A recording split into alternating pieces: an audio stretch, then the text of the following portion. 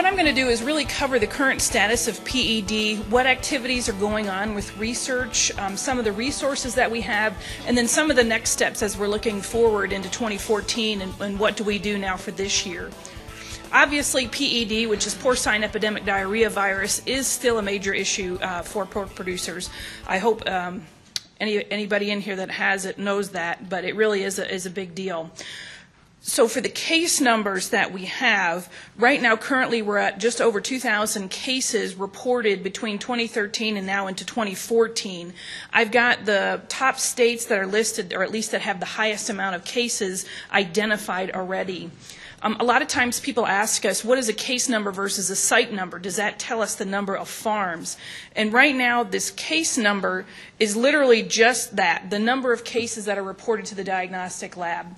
We don't have information on those submissions, whether it's by farm, a farm, location, any of that. All we know is that was a submission to the diagnostic lab. So in truth, this number actually may be a little bit underreported because we do know in some of these cases there's probably repeat farms. If a grow finish had an initial break, it may have broke again. A lot of that basic information we just don't know, and I'll get to that a little bit later. The full report, that there's about 8 different pages, is listed at the American Association of Swine Veterinarians website, and that web address is listed there. It's aasv.org. I've got a little bit of that information broken down. Really what we see on the left-hand side is the number of cases by month, and then also when each of these different states broke during that month. So originally we identified it officially in May. However, a lot of the diagnostic labs went back retrospectively and looked at diagnostic samples. So we did have 12 samples identified in April in Ohio, Indiana, and Iowa. So we do know that's the earliest the virus was known to be found here in the United States. There was no other samples identified from March backwards. Obviously, Minnesota broke. We had the first case in May, and then obviously you can see subsequent cases right up until the tail end of last month where we had California, Nebraska, and Wyoming start now also to have some cases. This graph here is basically showing Minnesota's. You can see there was a blip in May. June kind of went down, and then with the advent of cold weather and into December, boom, there are a lot more cases. I don't have this total U.S. data, but the map looks essentially the same. And this really follows our knowledge of PED, that it favors cold, cool climates. So it's not completely unexpected that we see more cases in the winter months, although it is disappointing. So what are we doing from the pork board standpoint? Well, we helped out in the initial investigation of this because everybody wants to know where the heck did it come from. So we're still really in that process of trying to identify the smoking gun, the smoking feed, whatever it is that caused this initial outbreak. But really where our focus has been is a lot on the research and the research side, because since it's a new virus, we didn't have any other existing information based in the United States. There was a lot of data from China, from Korea, but a lot of that really isn't comparable to what we're seeing here. So we wanted to build that information. And then secondly, look at how do we take that knowledge and develop it into communications, different guidelines, and things that can be usable on farm. And then lastly, we're starting this phase of looking at containment and management, not just necessarily for PED, but for other diseases. So that's where USDA has been heavily involved in looking at what do we do to prevent an incident like this from happening again. Obviously, there's a hole somewhere in our biosecure system, and so we need to find that hole and get it plugged. So those are some of the next steps that we're looking at for this year as well. And then obviously, what are our other needs? We know there's going to be those things each month as time goes on. So from the research side, the board has approved the use of over $1 million just for PED alone. And this, like I said, is pretty monumental because if any of you are involved in our research process, it's relatively long, a little bit cumbersome. It's very rare that we can get a lot of money out there really quick and get it used really quick. So this has been a pretty aggressive effort, and we are very thankful to all participants, and additional to states as well as Minnesota, because Minnesota has also donated or provided provided additional funds for a lot of this research effort, both monies in kind and then through the university system. But our focus primarily up front was really a better understanding of the virus. So how does it work in the pig? How long does it shed? How much is out in the environment? How do we know we're diagnosing it correctly, and are there better tests that we need to have? And then the development of methods to grow the virus. This is important because unlike PRRS, we don't have a method to do really quick virus isolation. So when we get PCR positives on samples, all that tells us is the virus is there. It doesn't tell us the next step, is that virus now infective? And so that's a real challenge with PED because we do not have that capability to grow virus and cells aggressively. So that's something we also wanted to work on, because that dovetails into development of vaccines for the virus. So that was an issue. Survivability in different substrates, so looking at water, at manure slurry, in plain manure, in feed, in trailers, on concrete. So those are things that we are really focusing on. And then lastly, is there a way that we can kill the thing? So there's studies going on those. Just this fall, we also had a quick call to look at Sall Immunity, because as this infection was going on, we've heard a lot of comments and questions and concerns from people. You know, we've done feedback, we've done all these traditional things to deal with PED, and we really aren't getting the results we expect. We're seeing breakbacks, we're seeing pigs still scour past the point where we would expect them to not have this problem. So we did go ahead and get a call together and ended up funding 3 additional proposals focused solely on Sall Immunity. So we're addressing things of how is Sall immunity developed, not only in an adult sow, but in gilts, what level of immunity is needed for piglet protection, and then how do you measure that? Because that is something that we, again, don't really have. Our diagnostic tests are evolving, but if you really look at the history of this disease, we're only about 9 or 10 months into it, and we just don't have that diagnostic base as we do for diseases that have been around, like PRRS and influenza and even TGE. So those are things that we funded right at the tail end of this year.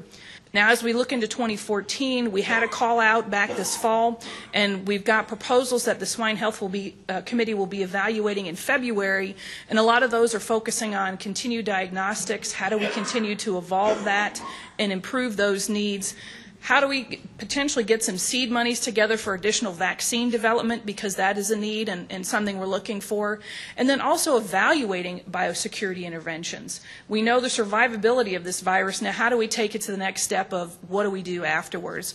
You know, really getting an understanding of transmission. How can we stop it on trailers? Some of those type things are what we're looking at. So what do we know? I'm not even going to basically touch on all the intimate details because there's just too much out there. But all of this information on the proposals that we have funded to date is listed at the pork.org /PED website. We've got bi-weekly updates on all of our research. So all those results are posted directly online, and you can access that anytime. But again, it confirms PED spread fecal orally. There was questions about potential aerosol. We do know that it can be found in the nares, but this is still transmitted mainly through manure, through the fecal oral consumption route. But it does not take a lot of virus to be able to do that. So it takes very little virus to infect naive animals. Through some of the epidemiologic studies that Bob Morrison here at Minnesota is doing, we are looking at the epidemiology of spread, and obviously we know it goes very rapidly in high-dense areas. There's 2 different studies going on, one in Oklahoma and one in North Carolina, that are really giving us some good information as far as number of movements on a farm and an increased risk of getting PED. So he also is publishing a lot of those results in the Swine Health Monitoring, and if you aren't involved in that, that's a really good piece of information to get, and it comes out on a weekly basis. So we are learning those type things on epi on the virus. We do know through Dr. Segar-Goyal's research here at Minnesota the survivability in feed and water and in cold conditions. Again, the virus will remain infective for greater than 28 days in manure, in water, under cold conditions, so this time of year. We do know it can survive for a period of time in dry feed, not very long, around 3 days, but it can survive longer in slurried feed because that virus likes the moist conditions. And so again, survivability in slurry, and then truck wash water is something that's yet to be undertaken, but we'll have that information here soon as well. A study through Dr. Hesse down at Kansas State looked at the initial pathogenesis of the virus. We know the virus peaks shedding about 5 to 6 days after infection, then that starts over time to decline. And a lot of the animals, at least in his study, he was looking at feeder pigs, that shedding stops around 21 days. The reason I bring this up is because there can be a discrepancy in when clinical symptoms stop and versus when pigs stop shedding virus. So there tends to be a gap in that period of time, and that's important because even though you don't see clinical signs, that virus is still out there and can still actively infect another herd. So that's a very critical thing to keep in mind if you do have it and are now looking at cleanup process, how to clean up inside of the barn to get the virus level under control. I wanted to mention virus is not shed in the respiratory tract, so we do know it's not a true aerosolized virus, meaning it comes out of the respiratory tract. But there is evidence through the Oklahoma study that it is carried either on wind or through dust particles and may travel from farm to farm. And some of that is still being, obviously further looked at, but there at least is some suggestive evidence that says that that's how maybe some of this might be moving, at least in those systems under experimental study. Dr. Holtkamp did a study on trailers as we looked at that. These are trailers in this particular study that were not cleaned or disinfected prior to looking at it. So what they did is put fresh manure on metal plates, infected with PED, and looked at the time basically to kill the virus. So essentially what we found, or what he found, is that the virus can be killed at 160 degrees, held for 10 minutes. And so that did destroy the virus. We did confirm that through bioassay or through negative pigs. The other option, obviously, is room temperature for 7 days. When any of you that guys have limited amount of equipment, that's not really practical.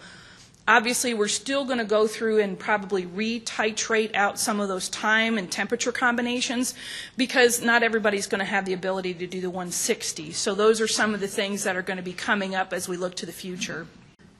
Now, I know I saw Stuart here earlier, and he was doing some work on Synergize, and there's some good information out there. We didn't fund those studies, but they've been very kind to share that, and that also is some interventions that are there and available for PED. So now how do we bring this together to get usable information? Well, obviously we know PED is a really complex virus. It's different from what we're used to dealing with TGE. So there's some nuances out there when we're dealing with it. But a lot of the basic biosecurity tenets still hold true, and it's just more of focusing on those things to get it implemented. Some of the terminology you've heard, I think Dave Wright mentioned it earlier, is the line of separation. That's kind of the similar concept that we had before, this clean and dirty line. But as we discussed it in light of PED and all the situations that we've got in pork production, it really made more sense to call it line of separation. And what we have defined here is a line between the area that's used by non-farm personnel and the area that's used by on-farm personnel. I kind of look at it as well as an area or sector that you want to keep free of PED or diseases versus an area you don't know the status of.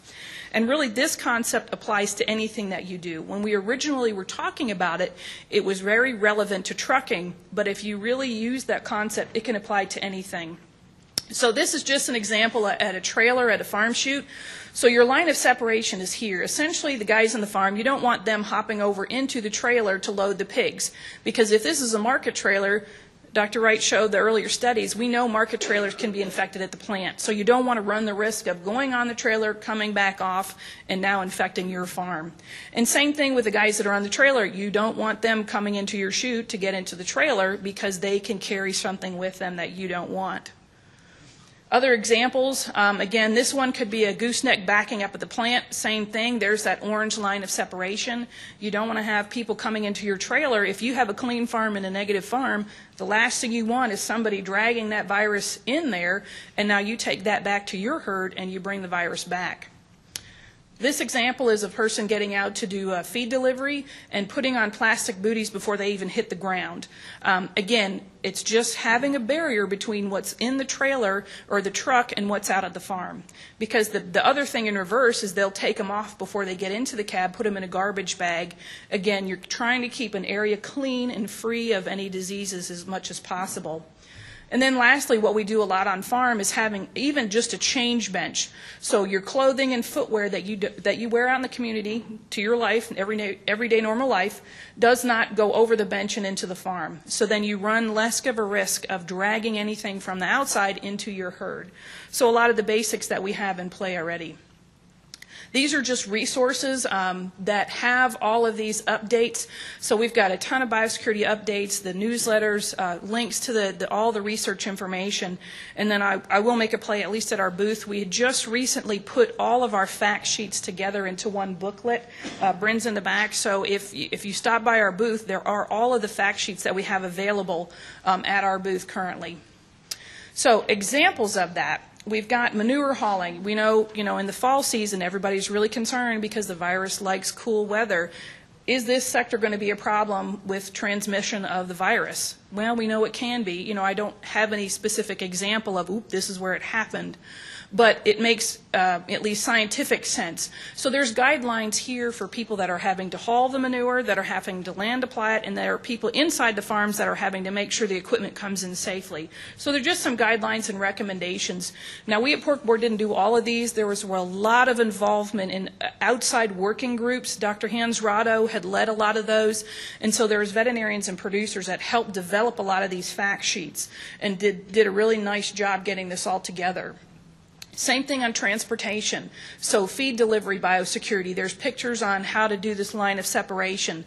Live haul, there's basically guidelines how to handle that, and even truck wash protocols.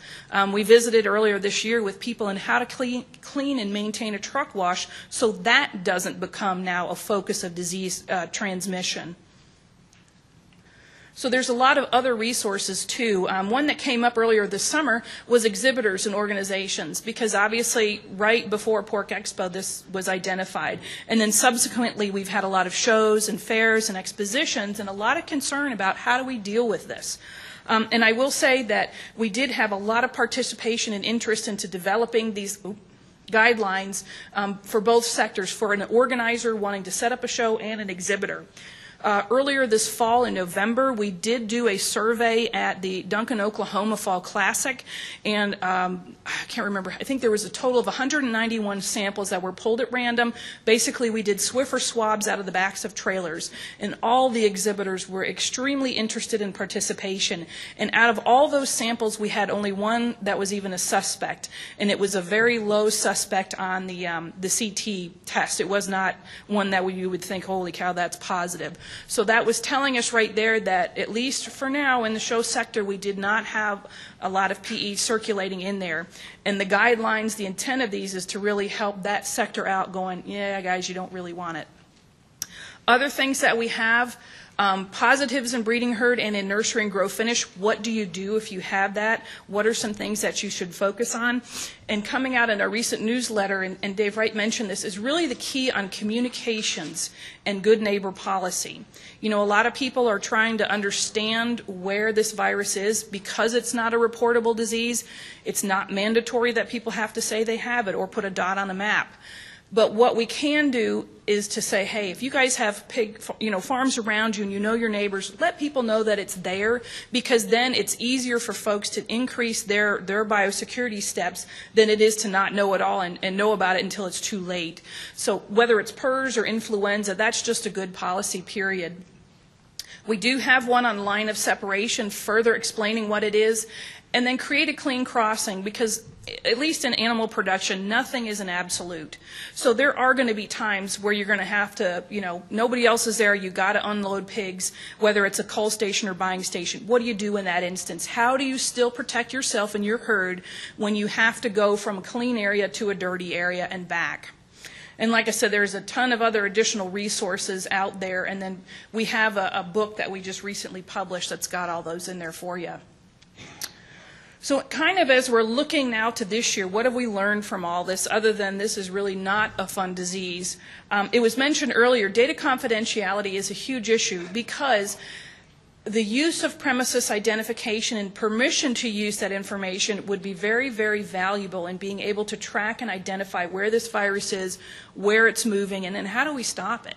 I don't have any answer for you on the consensus of, well, is it a done deal here in the United States? Should we just give up? I don't think we're there yet. But looking at how we address diseases on an ongoing basis, being able to use your data comfortably and to be able to identify where farms and where diseases are moving would help tremendously in any disease situation. So we're looking at how do we handle those type things and maintain y'all's confidentiality to do that. That comes into, housing of data, analysis and reporting. Where does that all happen? Who does that? How do we do that in a correct manner that gets you back usable information and, again, makes you feel comfortable in how that information is being utilized? One thing I can't say enough is the cooperation that we've had from the veterinary diagnostic labs. All the major labs that we utilize in the United States for swine production have been extremely valuable in this whole process and been so willing to work together to get this thing addressed and get it done quickly and speedily. The thing is, when we look at data and disease tracking, we do have to be aware that a lot of these still operate as a business center. So things that we do, as far as asking for permissions and utilizing data, we have to be mindful that these are still operating businesses and we can't interfere with that business continuity. But again, everybody's been working very, very closely together. Another thing that we're looking at is the old PRV control boards. As we look at this disease, that is something that worked very well for people to get together to look at the status of PRV, to look at the disease control and elimination as a whole, and to come up with a plan to get rid of it. We know it worked obviously for pseudorabies, but that's something that there's been a lot of discussion about. Do we resurrect those now for emerging diseases? Because with a lot of these diseases, a lot of things come up that aren't as black and white as dealing with PRV. We don't have a vaccine right now for PED. So that's something, though, that would be really good of value. And I know National Pork Producers Council has been talking with a lot of the state associations about, if they don't have one, setting those up. Again, just to have a core group of people that can be, gone to talk to about these very issues. And then lastly, we are working with USDA to look at a rapid response team for outbreak investigation.